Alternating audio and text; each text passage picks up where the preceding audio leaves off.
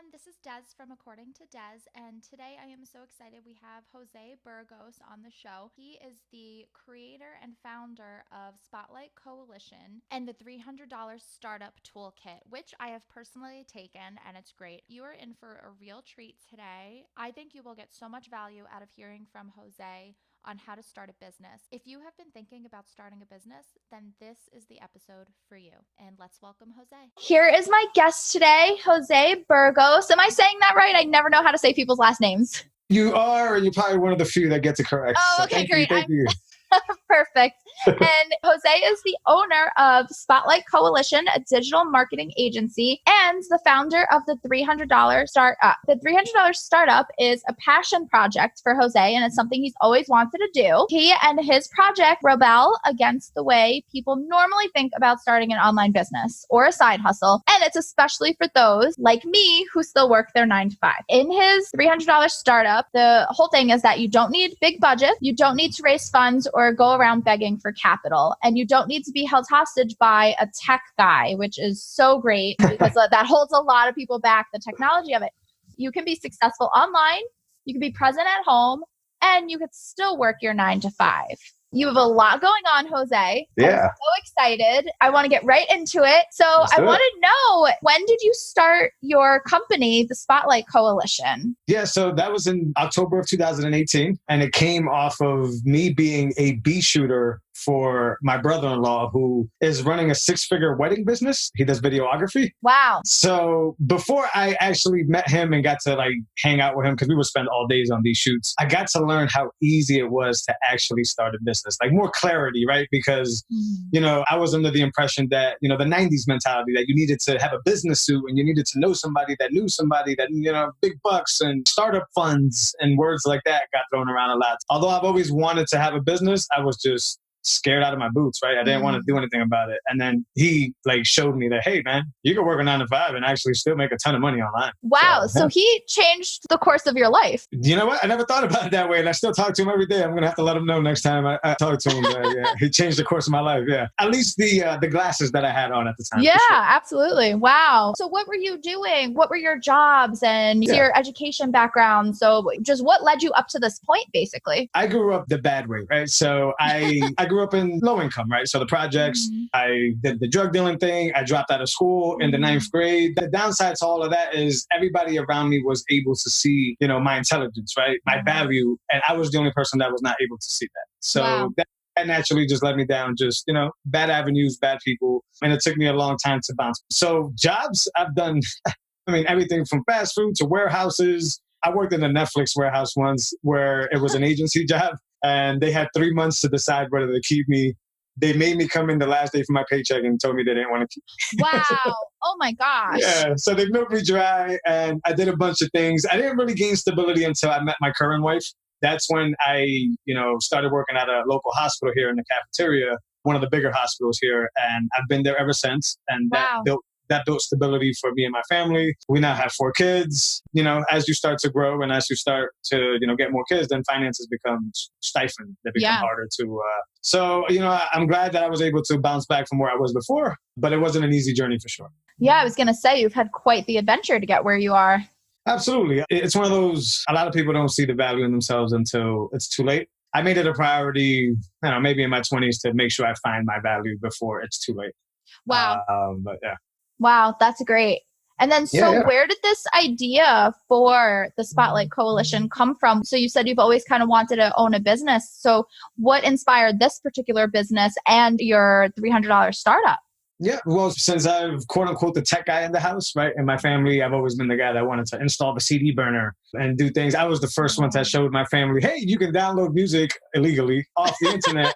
And they were like, they thought I was a magician at the time. They were like, wow, this kid can do crazy things. So I was that guy. I tried to be a coder, an Android developer. Anyways, long story short, I've always loved tech, but I've always been in the avenue of tech that never gave me instant gratification. Like if you do app development, you work on these projects for years.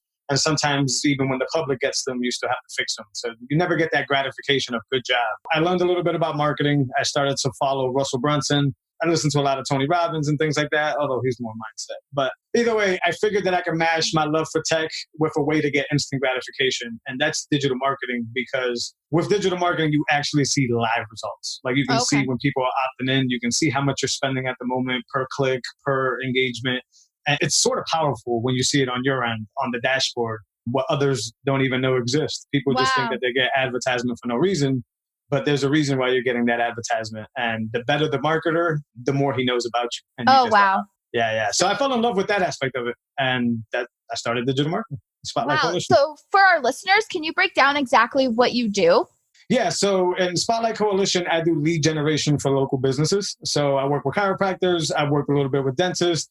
I worked with in the wedding niche with videographers and photographers. And it's basically just, I help them build an offer. I set up a funnel for them. And then I use Facebook to get people into that funnel to opt in. And then that's per retainer basis. So people keep me around as long as they need me.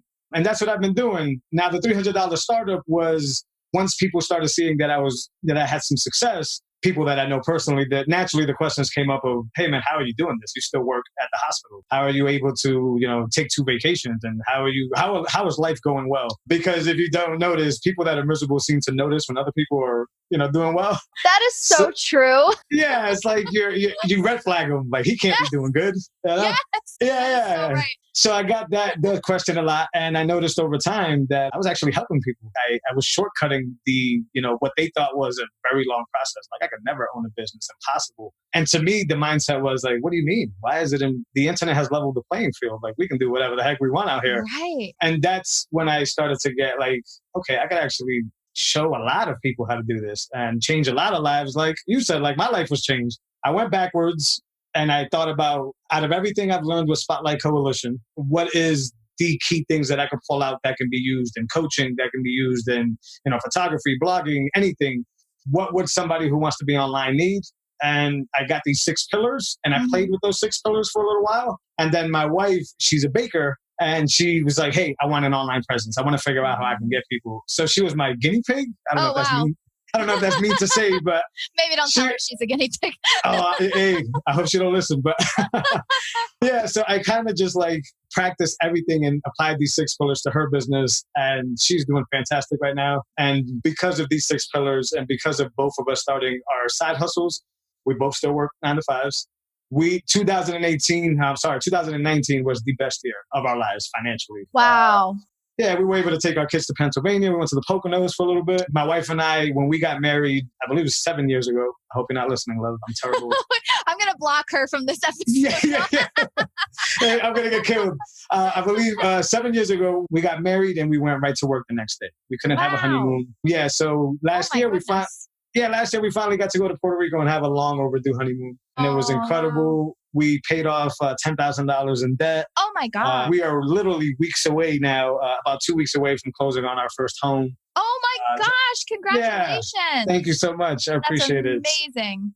Yeah. And it's just, I want to captivate this feeling for other people that think that they're stuck. You are stuck. That's not false reality, but you don't realize how fast you can get unstuck if you just have somebody guide you through it. And that's what the $300 startup is. I don't have a business plan in place like with Spotlight Coalition. I have, expenses. I have what's going out. I have what's coming in, all that.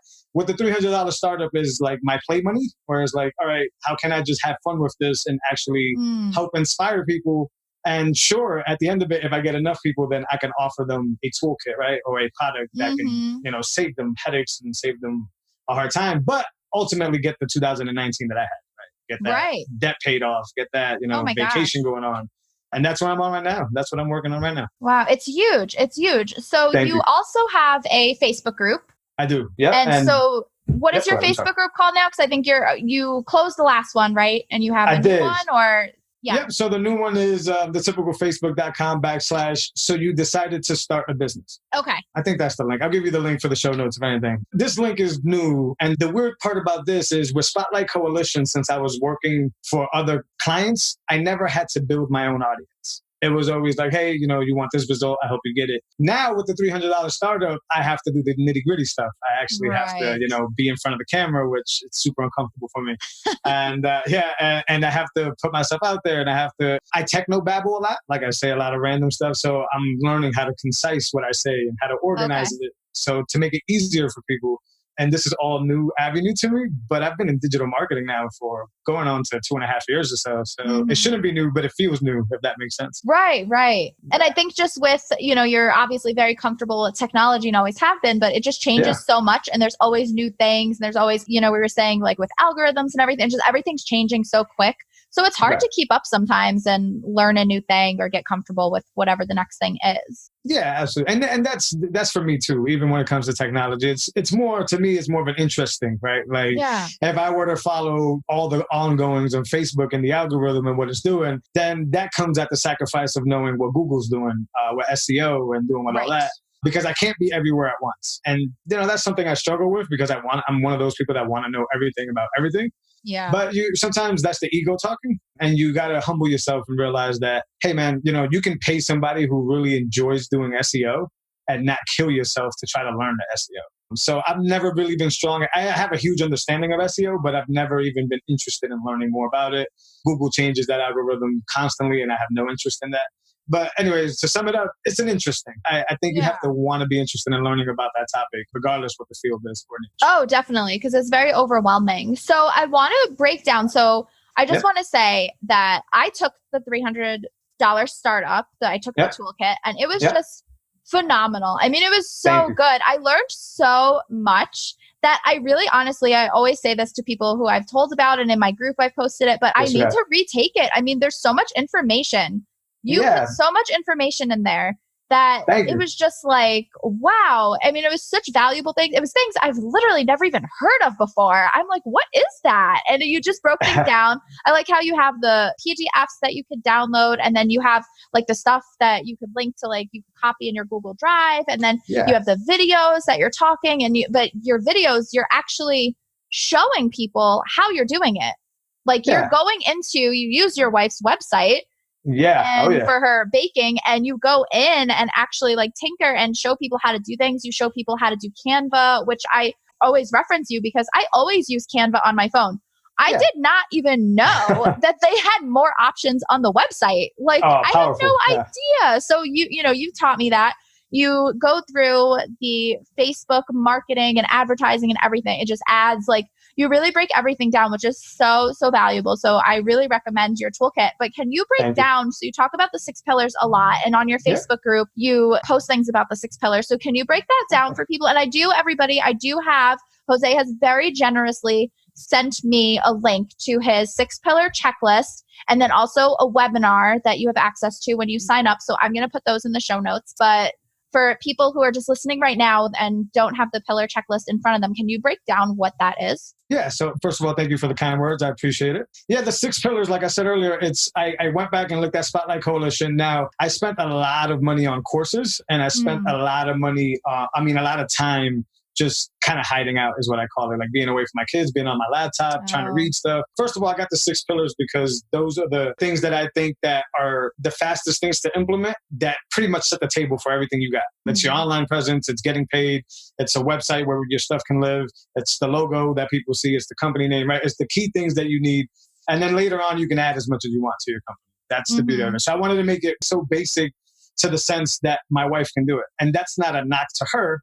I just found, like you said, that it kind of just seems like when people are out there trying to show you how to do something, they want to geek out about it, right? And I'm guilty of this, right? So they want to just, you do this, and you HTML, CSS this, and you move that back and forth.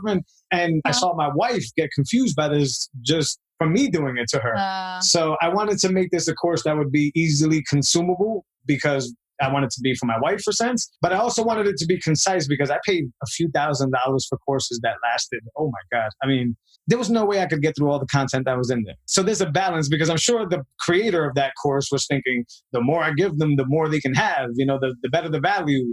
But the more you give me, the more likely I'm not going to finish. So it's too overwhelming. It's too much. It's way too much. So that was my whole going into it thing. It was like, hey, let me put a course together that's literally very easy to consume, very fast to take in.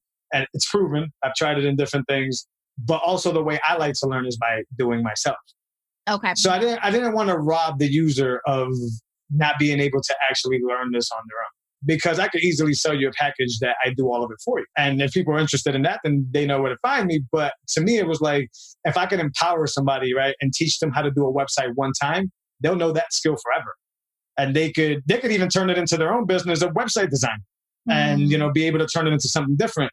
But the thing that I wanted to derive from that is they learned it from me. And then they can go as far as they want with that. They can never use it again. It could be a one-time thing that they never did again. But I definitely wanted it to be something that you do yourself.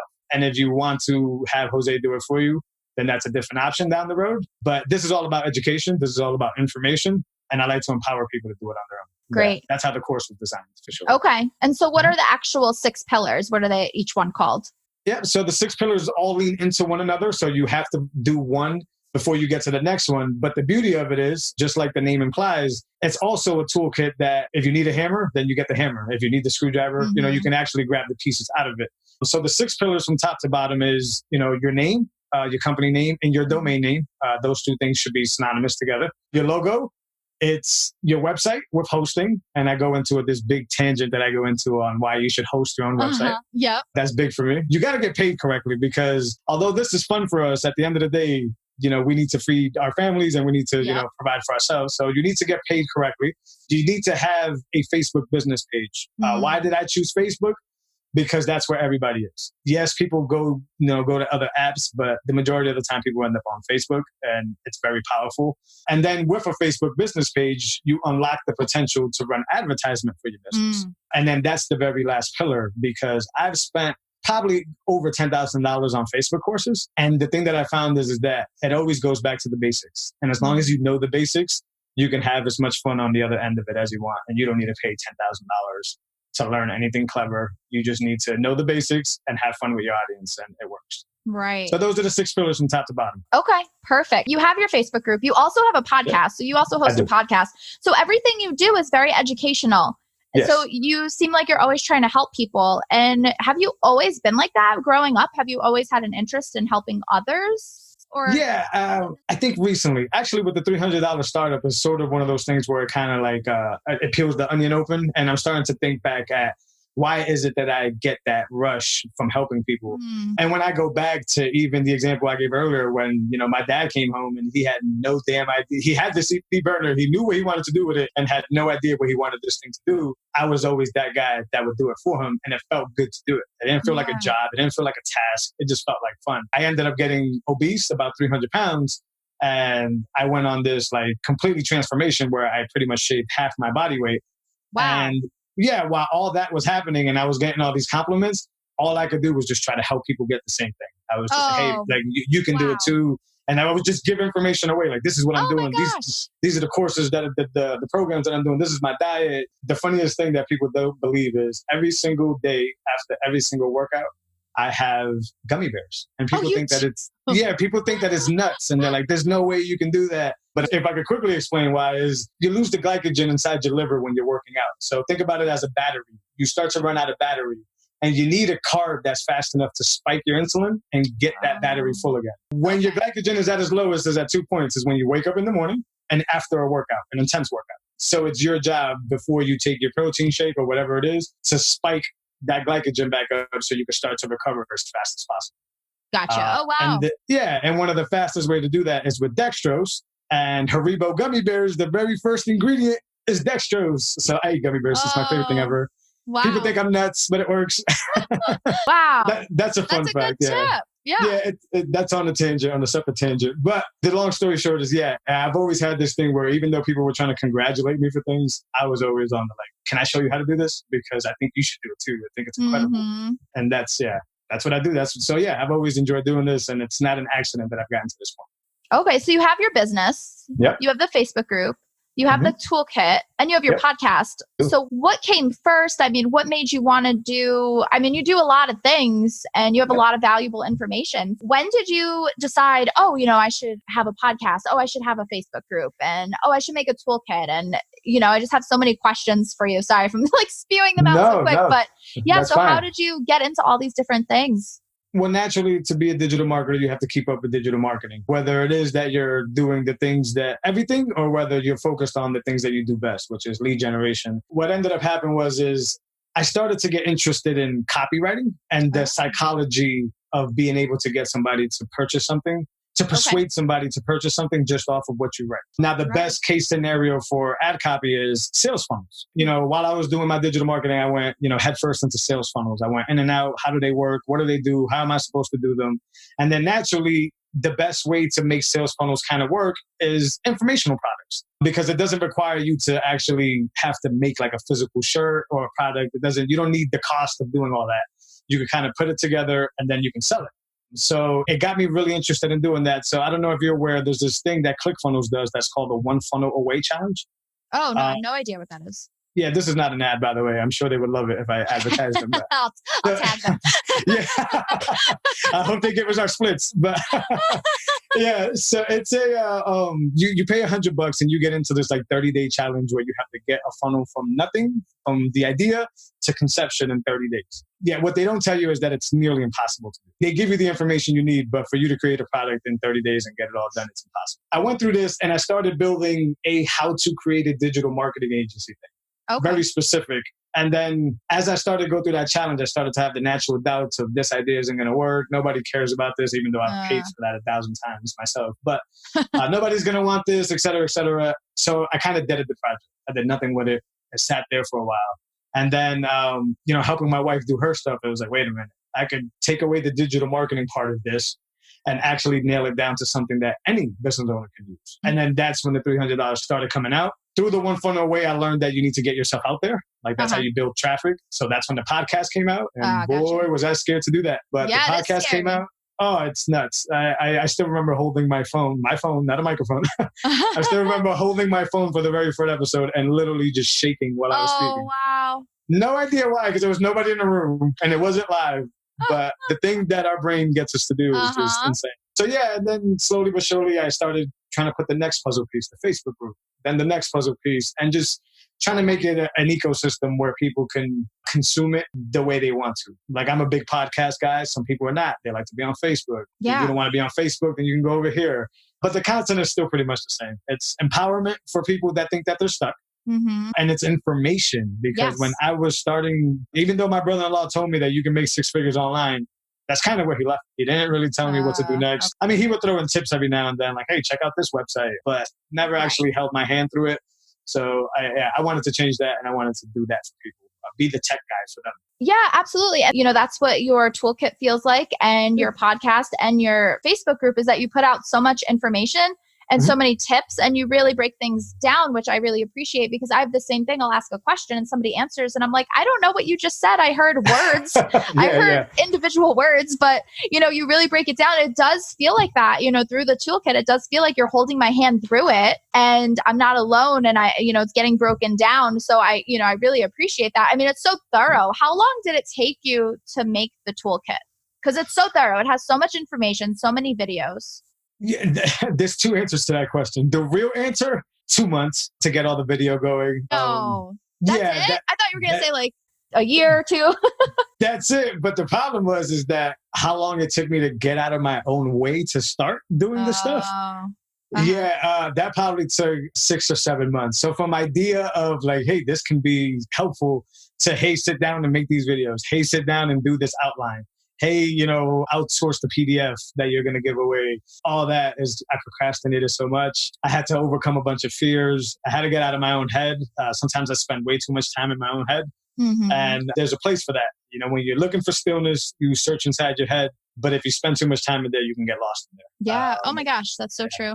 Yeah, that's my big thing. So, I procrastinated for a long time. And I'm definitely trying to implement things in my life to stop doing that, because I still think I do that. But I also know that it's not exclusive to me. I know a lot of people suffer from this, and I know that's common. So so common. That gives me a little bit of comfort knowing that, hey, I'm not just feeling this thing just because it's me. It's just something I have to overcome. I have to be courageous about it, if that makes sense. Yeah. Oh, yeah, absolutely. I think it's most people. I think that it's ourselves that hold everything back, really. Yeah. And I have a whole tangent on like the way we're, society, and it's just, we've been designed to basically just slave away, right? That's kind of strong. And I know that is strong, but it's kind of that mentality of like, hey, just, school trains you to just show up to work, do the work, compare yourself to others, right? The A student is not the D student. Those two people are obviously in school segregated, right? Yep. Whether a special needs class, whatever it may be. So that kind of just sets you up for a tough life if you keep following that trend, right? So if you stick to those routines, that's where the anxiety comes from, because you know that you're capable of more, right? You feel that calling, you hear it, but all your life you've just been told to do it one way. So I think people just get scared of telling that voice to be quiet and doing what they want to do. Yeah, and that's so true. And I really liked school. I wouldn't say that I was a great student. I definitely wasn't like a straight A student. I really struggled. I did fail classes, and I really struggled with math. I failed math. I had to go to summer school, and like history I was really bad at, but I always loved school. And I just feel like in school, now that I'm in a high school and middle school, it's just so apparent that students really get equated with their grades. And it's like, if you have good grades, you're of more value than students that don't have good grades. And, even though I loved school, I did struggle in school and I did fail some classes, but some students, school is not for everybody. And like you said, you dropped out of school. Both my parents dropped out of school. And it's just, school is not for everybody. School is very hard for people. And you have to learn this certain way. I graduated and everything, but I don't know. I would imagine that people who drop out of school or decide to leave school or get a GED or just go to work or start a business or whatever, I would imagine that, society saying, oh, well, you have to get straight A's and graduate and then go to college and then you're of value. So fighting those societal messages is really hard, I think. Absolutely. Yeah. I would say that, when you get to the business world, it's like the A+ student is the guy with the nice business suit, right? Right. And then here comes Jose with a sweater, and he's the D and he's the D student. Yeah, you're absolutely right. I think it's a big mistake that schools still function that way. Now, I understand that the way the schools developed was at a time where, you were to grow up and work at a coal mine, if that makes sense, right? Like they wanted to nurture you to just be that person. But they haven't done a good job, in my opinion, of course, of actually updating the framework of how schools work and that whole grading system. And I think they, kids suffer from that because, like you said, I have a 16-year-old and she is not, a fan of school. She has a hard time showing up to school. And even when she's in school, she just tells me, honestly, like, Dad, I just don't like being there. Now, I'm in the process of trying to teach her that it's not really so much about the school. It's about her proving something to herself. And that's that if she shows up every single day and, gives life everything that she has, she'll accomplish just by doing so. Yeah. She won't need to be like a super creative. She won't have to be the next Elon Musk or anything like that. She really just has to show up every morning, give life everything that she has, give it a nice punch in the face, and just keep it moving. You don't have to be an A student. You don't have to be college ready. You don't have to do any of that. But if you show up every single day, at least for me as her dad, that makes me proud enough. And I don't think many kids get that message nowadays. No. On the other hand, you get the highly competitive parent that says you have to get A+.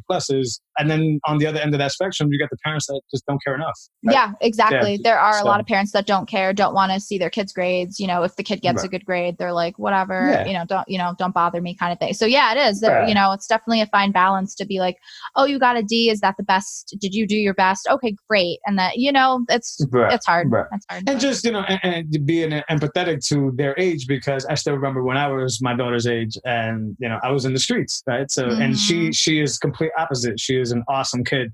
So to me, it's like, I always try to remind myself of like, look, what I was doing at that time could have either got me killed or could have got me locked up in prison. And here I am in this moment with a fantastic 16-year-old that tries her hardest as much as she can. So who am I to kind of just try to rain on her parade? She's doing enough and she's showing up every single day. And I'm good with that. But, at the same time, that's working on my own mindset too, because you want your kids to do their best. You want them to be, A students. You want them to be the best track athlete. You want them to do all that. But a lot of that is just egotistical, right? A lot of that is just things that maybe I wanted to do that I never got the chance to do because I dropped out, that I want to kind of instill in her, but that might not be her avenue. So I also, as a parent, have to fall back and, check myself and realize that I got to have empathy for this girl. She's going through a lot. Oh, yeah, absolutely. Well, you sound like a super supportive dad. That's amazing. I try. It hasn't always been the case. I've been known as the grumpy yeller guy.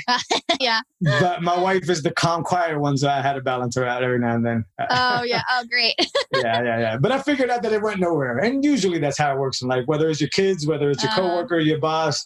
The more you escalate things, nothing really gets solved. And a lot of dumb stuff gets said. And when you reflect on it, and it's rarely is it worth it. You just like, oh crap, I just burned that bridge and I got nothing for it. So yeah, I try to keep that absolutely. in mind. So you do digital marketing.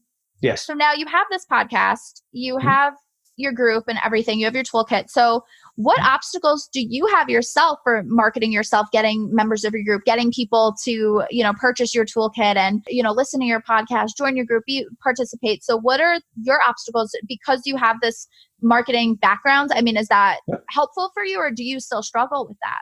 The parts that I struggle with are everything that's opposite to being behind the keyboard, right? So for so long, I've been doing digital marketing from a standpoint where, I represented the company. I never had to do any videos. I never had to organize information. I never had to organize my thoughts so that I don't technobabble. So I'm struggling with all that stuff, all the unknowns that I don't know. I know how to implement audience building like tactics and stuff like that, but I've never had to record a podcast or I've never had to speak in front of the camera and do Facebook Live.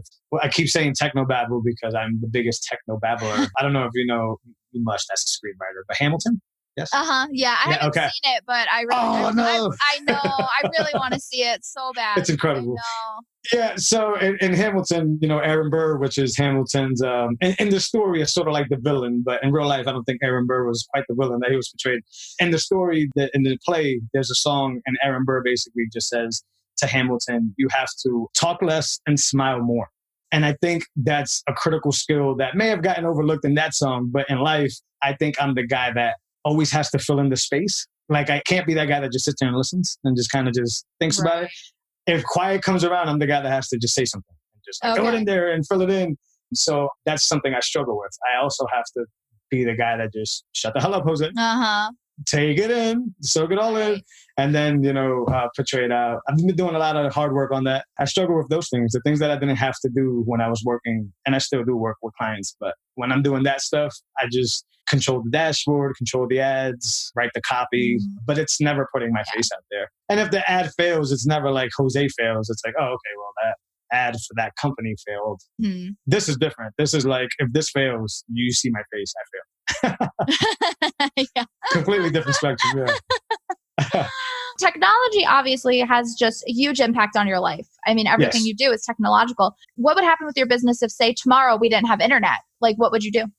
When it comes to marketing, thankfully, I also have a pretty good foundation on direct response marketing, which is, for anybody who doesn't know, is pretty much the Fingerhut catalog that you got sent to your house as a kid. Gotcha. Yeah, that hey, you get 27 CDs for $1. So direct response marketing is sort of like you get a list, I believe it's from, your local state office or whatever. Anyways, there's a list of people that have certain interests in certain things. So in digital marketing, that would be like a subscriber list. And then that's how Fingerhut can see that, hey, Jose and 97 of these other people enjoy music because they opted into whatever, another type of magazine. So then they would in turn get an envelope and they would write copy on top of the envelope to get you to try to open it and send it to your house. And then the outside will be outrageous. So say something crazy like 27 CDs for 99 cents. And then what you would do is you'd be interested, you rip it open, and then you'll spill it out and send it back. So the equivalent of that nowadays is I send you a lead magnet. Hey, you want this checklist? It's really cool. I'll help you out. You opt into that list, you get your checklist, and that's the equivalent. When you put your email down, that's the equivalent of filling out the form and sending it back to you. So because I understand digital marketing, I think I could go into that and do direct response marketing and send envelopes to people's houses. But if that were to all fail, I do like to write. I've always liked to write. When I was in middle school, I thought I was a poet. Oh, really? Oh my gosh. I think everybody in middle school thinks that they're a poet.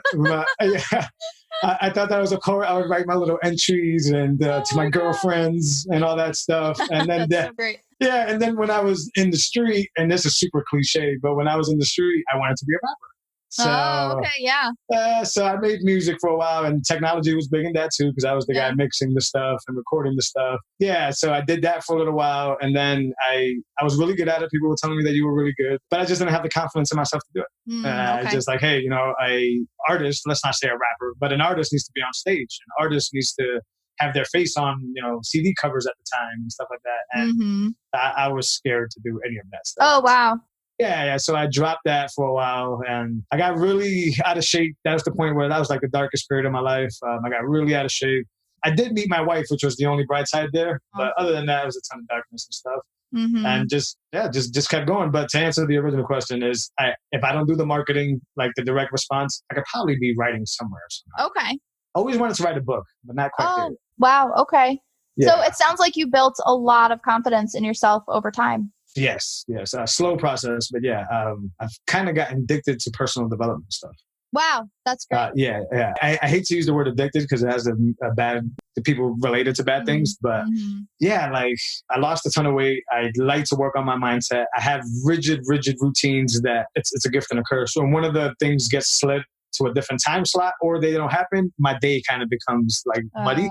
Okay. So it's a gift because it makes me super proactive. I Yeah. work out at 4:30 in the morning every day. I always take time to work on, reading. I always take time to work on writing and then on my business, of course. Mm-hmm. And then at the same time, I have 4 kids. I have to be an active parent. On top of all that, I work at an operating room where I am one of 2 fellows that orders all the equipment for the surgeons. Oh, wow. So yeah, so my room forever at work is very small. If they cancel a case, they could potentially lose hundreds of thousands of dollars. And since there's only 2 of us, yeah, it's on you, buddy. Yeah, exactly. Yeah, so it's you or you. So. Yeah. And we have our own pod, so it's easy to tell it's your pod. That's where it should be. I couldn't function that. I was always anxious. I was always depressed. I always had the physical fitness stuff, but that's when I was like, I got to work on this thing, right? Yeah. One of my favorite authors is Ryan Holiday, and he's the best way to sum up Ryan Holiday is that he kind of new age stoicism. So he made it understandable for us everyday folks, the philosophy of Stoics. And I kind of use that as my operating system for life. And that's great. Yeah, so now anything, Tony Robbins, anything that you throw in front of me that's self-help, I'm all over that. Oh, wow, that's great. Yeah. So what advice do you have for people that have this idea they feel stuck at their 9 to 5, or in my situation, I love my 9 to 5, I love my job, but I have all these other ideas and things. So what is your advice for people who are like, oh, I'd like to start an online business? Where would you send them? What would you say to them? What I would basically tell them is that your idea of what it takes to start a business is probably that it's difficult, that it's terrible, or that it's going to require for you to have to spend a ton of money that, let's be honest here, most of us that work a 9 to 5 don't have. We don't have that money to give up. Yeah. So the first thing I would tell them is forget everything that you know about starting a business and let me show you at least 6 things, because I'm perfectly okay with the person that sees the 6 pillars and says, I got this, because it is able for somebody to do alone. But I don't want the person to use their excuse of either not knowing tech or being overwhelmed by technology to say, no, 6 pillars, I want nothing to do with that. It doesn't matter. It all looks too difficult. I want them to allow them to let me show them the easy way to do it, because my wife has done it and she's not the most technical person, but just me, if I was able to go from check to check, I remember, and this is no BS, one of my pay stubs a few years ago before I started digital marketing was $37. Oh, wow. I have no idea how I got $37 check. Like I literally looked over the stub, like what the hell is happening that I got a $37 check? Wow. But it all added up. There was a bunch of things being deducted from that check. And that was like legit rock bottom for me. I mean, it was around the winter time. My wife was asking me, hey, we got to get the kids some jackets or whatever. And I had to be honest, like, look, they're going to have to wear the same jackets because $37 ain't going to do much with these bills sitting here. So the people that are excited about doing the business, wipe your mindset, get ready to start fresh, but get ready for a fun ride, because it can literally transform your life. And it will. Yeah. I'm living proof of that. My wife is living proof of that. Yeah. Absolutely. And you don't need to quit your job. Like you said, I like my job too. I don't know why people always run around with these ads saying, leave your job today. No, I like what I do. Me too. I'm like, I don't want to leave my job. I love it. Yeah. If anything, I just want a more padded way of living. And that's what my side hustle does. Like, I've never claimed, you could never go back on anything Spotlight Coalition and see that I claimed that I'm the best digital marketer around. Right. Or I get a sour taste in my mouth every time I see this. Now, I know it's a tactic and I know it's awareness. But when people show their clients' numbers, like, hey, I made, $13,000 for this person. First of all, if I was the business owner being represented, I would not allow that. But second of all, it just seems cheesy to me because everybody's chasing money. But at the end of the day, it's just a more comfortable way of living, whatever that may be for you. Yeah. Like, I paid $10,000 in debt and took 2 what I would call small vacations. And that was success to me. I was okay with that. I have no problem. I'm not going to stress myself out to go and do, some numbers that I know a lot of gurus, especially the courses I bought. Hey, set your number on $250,000 in 1 year. I mean, that's possible, but at the expense of the stress that I'm about to throw on myself and the long nights of anxiety. And I don't want to do none of that. Like, I remember when I first started running my first few campaigns for clients, that was the worst month of my life because from the moment I woke up to the moment I went to bed, I was just checking results. Like, did it work? And it came at the expense of my attention, my focus, But I could tell I was being just a crappy husband and I was being just a crappy dad, if you really want to go that deep, because I was so disappointed that certain things weren't working out that I kept mixing business with my personal life. And even at like birthday get-togethers and stuff, you would see me on like the Facebook ads manager on my phone trying to figure out. It definitely was not fun. Yeah, just try to stay away from that, I guess. Oh my gosh, definitely. I always say my dream is like Lady Gaga money. That is what I want, but I'll be happy if I just don't have to stress about bills, you know? Yeah, and I think that's the case for most people, and they don't know that. I actually read an interesting, I forgot the author's name, but I read an interesting book where he's given this example of the bell curve that happens when money actually stops being a thing for you. Right. He says something along the lines, and I'm kind of paraphrasing these numbers, but he's like, all right, so say you make $70K a year from your job, which by the way, that's really good nowadays. I was going to say, I would like that. Yeah. So his argument was basically, once you get to about 3 times that amount, I'm terrible at math, let's just say 250K just for rounding purposes. So when you get to 250K, it immediately just drops the bell curve on the satisfaction that more money brings to you. Wow. Yeah. So like in that 75 to 250K area, you're living your best life. I mean, you're excited. Yes, you are. Money's going, you're planning vacations, you're paying debt, you're buying your mama house, you're doing all this crazy stuff. Yeah. But then what ends up happening is once that bell curve hits, you actually become more depressed, right? It actually does nothing to sway. Yeah, it does nothing to improve your life because you live better than 99% of the people in the world do at that point. Yeah. So you're basically not doing anything to like give you worth, give you any value. Right. So then sometimes you fall into this repetitive thing where now you want to turn 250 into 500, 500 to $1 million. And then it isn't till you get to like the 1 million or the 1.5 million that you figure out that your life is a shamble, right? It's a mess. Like right. You don't have a relationship. Yeah, you don't have a relationship with your kids, your wife. You forgot about all that in the pursuit of that money. And yeah, the bell curve. So back to what we're saying. Yeah, give me a few vacations a year. You know, give me a little bit of, my bills be paid.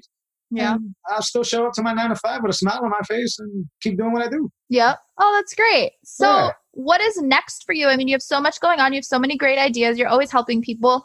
Do you have any plans?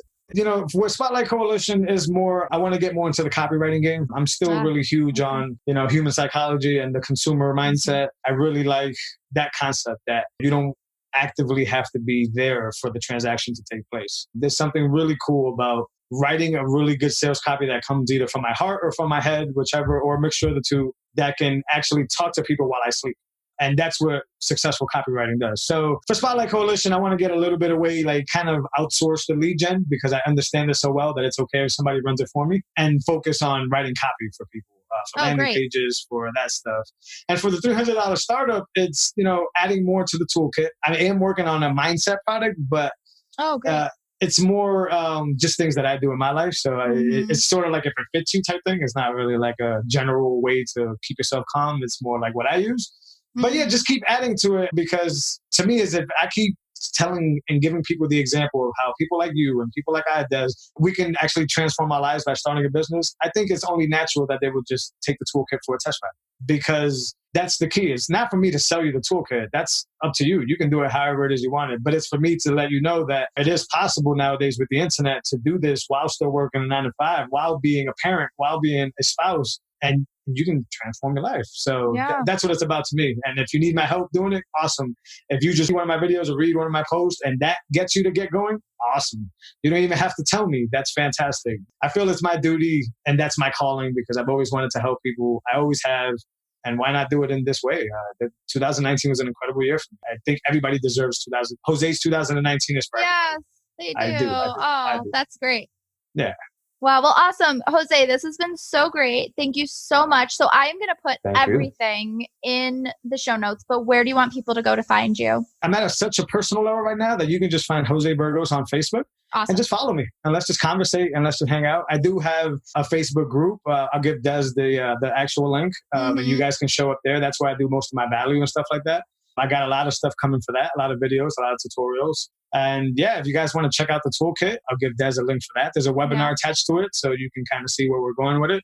But in 2020, it's not cliche. It's more easier than ever to start a business, whether it's through affiliate stuff, whether it's your own thing, whether it's a passion project like I'm doing now. Yeah, these 6 pillars will help you get it up and going. for sure. Awesome. Awesome. Well, thank you so much. You just have such valuable information, and I will send people to everywhere you are.